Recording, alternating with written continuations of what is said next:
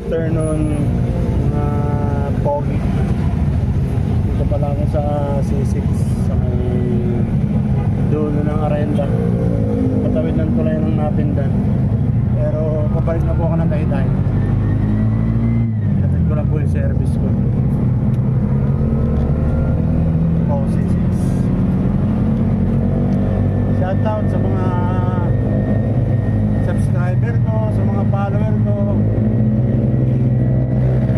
Shout out po sa inyo. Ito po ang kaba ng C6. Buhay na buhay po negosyo rito.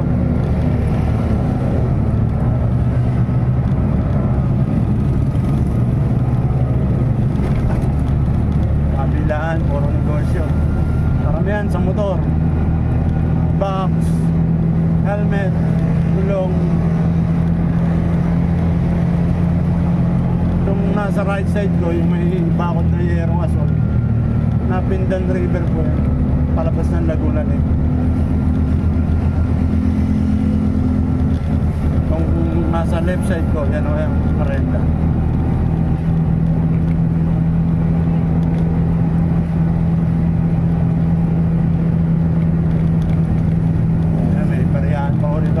Gumagana pa yan.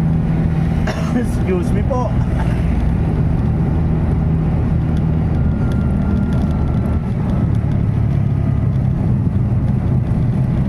Umaraw na mga kapatid, pero kumalimlim na naman yan. Nakita niyo ulap po, kapal no? Dilim sa bandang Antipolo. Ulap yan eh. Kitang kita niya naman. Pero nung bago ko ihatid yung pasahero ko, may araw pa eh. Ngayon, wala na araw.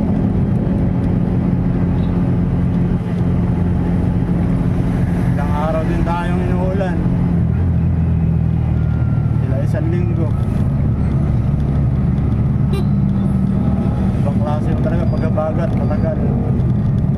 Hindi katulad ng bagyo. Oras lang. May konting bahaw dito, konti lang naman. Siguro yung parado drainage.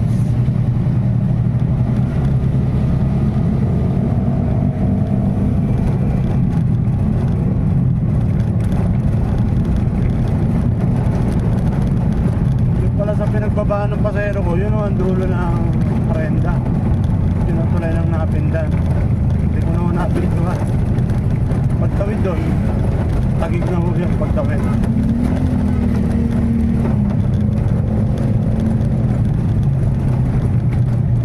Ang dulo po ng C6 na to ay ang Bigutan, Lower Bigutan. Pag pumunta kami ng Batangas, minsan Laguna, dito po kami dumadaan. C6 po kami.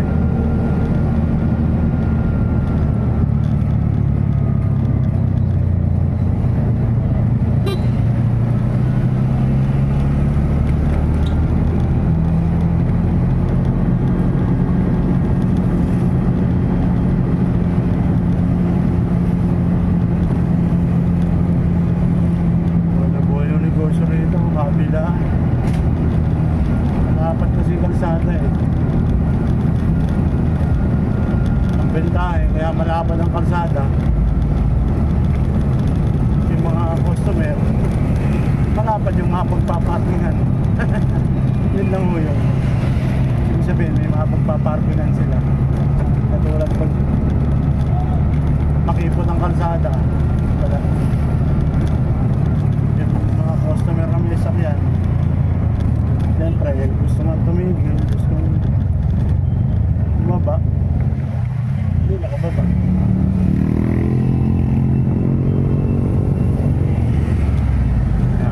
Dito na ako sa dulo ng, sa kabilang dulo ng C6. Ito ang tinatawag na Ilog Tapayan. Ayan, may tulay na yun. Tatawid tayo.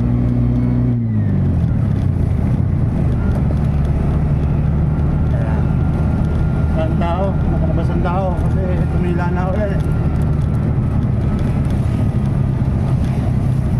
Kanan po tayo rito kasi pag kumaliwa ka, San Lorenzo po yan, pero Taytay pa rin ang labas sa Pasig. Kanan tayo.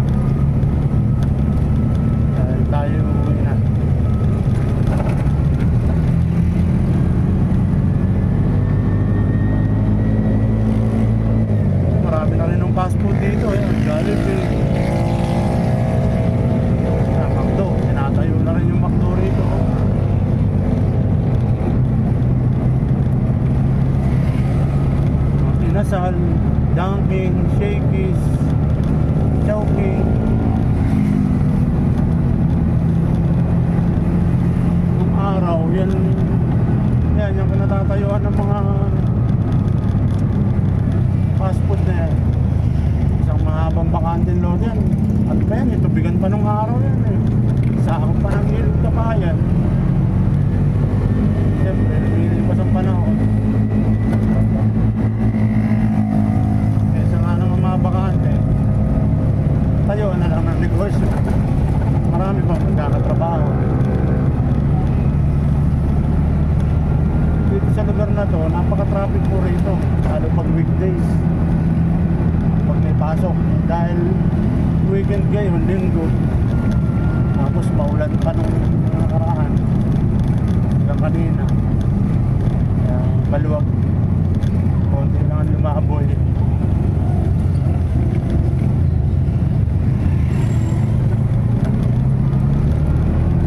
Ito naman mga tulay ng floodway. Barkadaan Bridge tawagin. Floodway, laki ng tubig oh.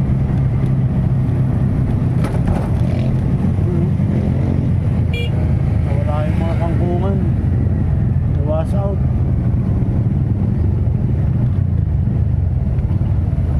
Marami yung kangkungan dyan eh. Nawas out.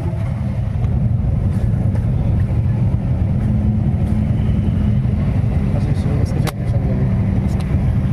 Traffic pa na tayo. Ayan, papuntang ang na yan, Laguna Lake. May kangkungan mo dyan, nawala. Dahil malaki yung tubig, nawas out.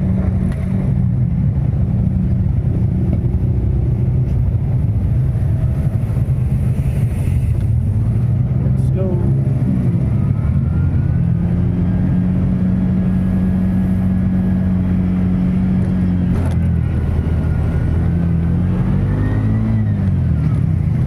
Dati ang Barkadaan Bridge, ito lang. Dahil sa dami ng nasasakyan, yun, nagtayo pa na isang tulay, Nilapadan.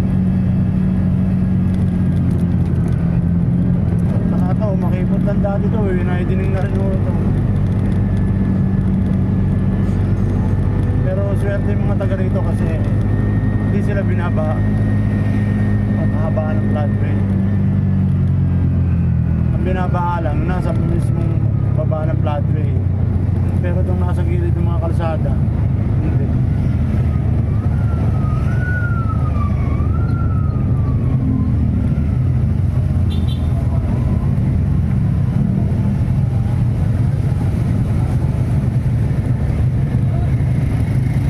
Buhay yung negosyo rito.